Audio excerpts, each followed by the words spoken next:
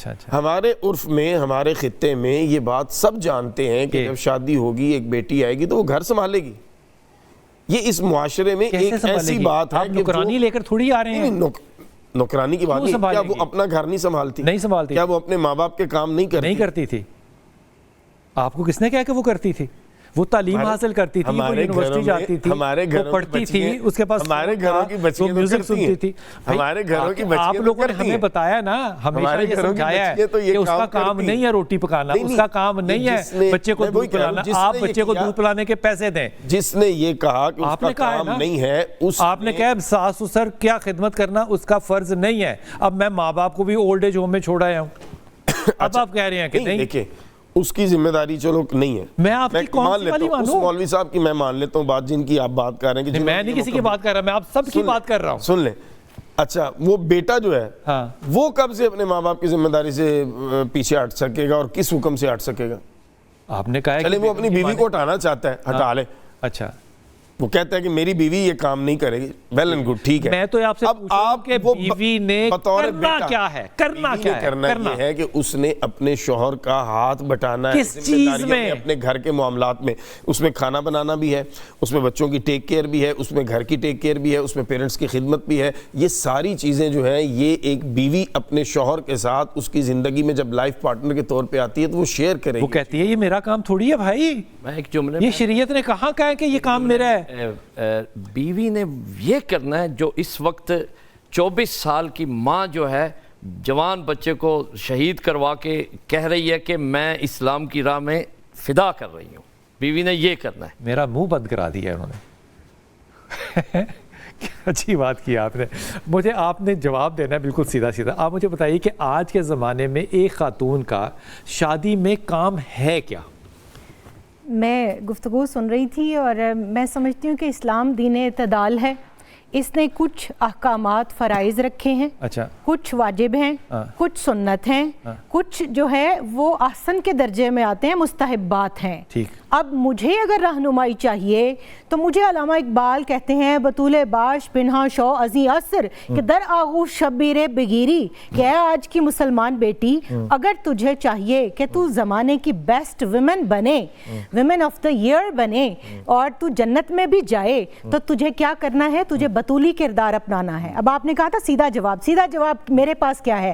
آئیے کاشانہ سیدہ فاطمہ تو زہرا سلام اللہ علیہا میں ساس موجود ہے, سسر کا انتقال ہو چکا, سیدنا ابو طالب وصال فرما چکے مکہ میں, سیدہ فاطمہ بنت اسد رضی اللہ تعالیٰ عنہ موجود ہیں. آپ صلی اللہ علیہ وسلم نے نہیں کہا کہ علی الگ گھر لو میری بیٹی کے لیے. حضرت فاطمہ رضی اللہ تعالیٰ نے نہیں فرمایا کہ اے مولائے کائنات میرے لیے الگ گھر لیں. آپ انہی والدہ کی خدمت کرتی ہیں, آپ گھر کا سارا کام اپنے ہاتھوں سے کرتی ہیں, آپ بچے بھی پیدا کر رہی ہیں, ان کو دودھ بھی پلا رہی ہیں اور لیکٹیشن کے چارجز بھی نہیں کر رہی, چکی بھی چلا رہی ہیں اور گھر کے کپڑے دھو رہی ہیں, بچے بیمار ہیں تو روزے رکھ رہی ہیں, اور پھر آپ کنویں سے پانی لاتی ہیں مشکیزے میں اور آپ کے کاندھے کے اوپر جو ہے وہ گھٹے پڑ جاتے ہیں. آپ آٹا گوندتی ہیں, آپ چکی پیستی ہیں, روٹی بناتی ہیں, سب کام کرتی ہیں, ہمسایوں کی خبرگیری کرتی ہیں, پھر ساس کی خدمت کرتی ہیں. اور قربان جائیں سیدہ فاطمہ بنت اسد سلام اللہ علیہا کے فرماتی ہیں کہ اے شہزادی کونین, آپ سارا دن بچوں کے اور گھر کے کام کاج میں تھک جاتی ہیں اور آپ میری بھی خدمت کرتی ہیں.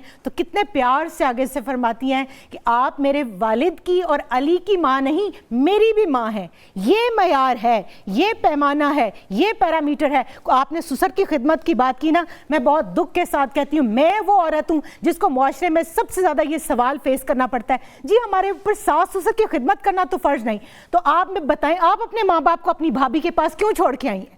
آپ کیوں کہہ کے آئی ہیں کہ میرے ماں باپ کا خیال رکھنا؟ آپ تو چاہیں کہ آپ کی بھابیاں رات کو آپ کے ماں باپ کے پاؤں دبا کے بھی سوئیں, اور جب آپ آئیں یہاں پر بہو بن کے تو آپ کہیں کہ میں نے دورہ قرآن کیا ہے اور مجھے وہ فلاں باجی نے اور فلاں آنٹی نے اور فلاں جو ہے استاذہ نے بتایا کہ ساس کی سسر کی خدمت کرنا فرض نہیں. قرآن نے سسر کو محرم درج رشتوں کے اندر گنا یا نہیں گنا؟ میرے آقا علیہ الصلوۃ والسلام نے فرمایا یا نہیں فرمایا کہ تمہارے 3 باپ ہیں, ایک وہ جو تمہیں دنیا میں لایا, ایک وہ جس نے تمہیں بیٹی دی, ایک وہ جو تمہارا استاد ہے. اسی حدیث کو محدثین نے فیمیل سیکٹر کے اوپر جب اپلائی کیا تو ساس جو ہے وہ ماں کے درجے میں آتی ہے. اب آپ کے ماں باپ تو آپ کی جنت जन्नत हैं, तो क्या शौहर के माँ बाप आपके शौहर की जन्नत नहीं है? तो आप उनकी जन्नत को उनसे दूर करके आप जो बात कर रहे हैं ना, सबसे पहला काम क्या है? अपने शौहर की और अपनी इज्जत की हिफाजत करेगी, उसके माल की हिफाजत करेगी, अपने शौहर को राजी करेगी और उसके बाद उसके बच्चे पैदा करेगी। फिर उन बच्चों की रैयत उस औरत के ऊपर है। वो ये नहीं कह सकती कि मैं इनकी तरबियत नहीं करूंगी, वो तरबियत की जिम्मेदार है, वो राइया है, उससे घर की और उन बच्चों की तरबियत की पूछ होगी।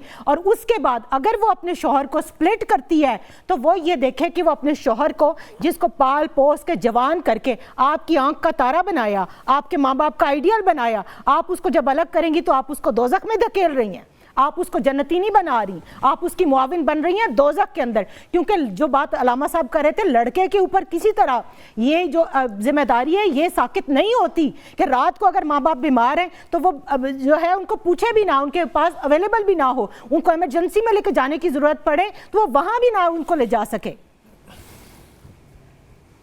ये हैं जी प्रोफेसर नवीद फातिमा। ये नौरीद फातिमा जो है ना, ये आप सारों के मिंबर पे भारी है, ईमानदारी से कहिए। मेंबर तो हमारा है ही नहीं रसूल अल्लाह। मैं मिसाल कह रहा हूँ ना, सब पे भारी है। ठीक है, लेकिन जो इस खातून ने बात की है ना, ये बात ये हमारे उलमा क्यों नहीं करते? पूछने वाली बात है। वहाँ पे आगे साकिब भाई से पूछूंगा कि अगर एक खातून ये हिम्मत करके उलमा तो बात कह डरे हुए सकती हैं भाई है घर और सच्ची बात कर सकती है, और ये हदीस सुनाते सुनाते तो हम बूढ़े हो गए हैं जो इन्होंने सुनाई है, हमारी आपने मानी नहीं। अब वो करें ना ज़रा इसकी मुखालिफत, वापस आए।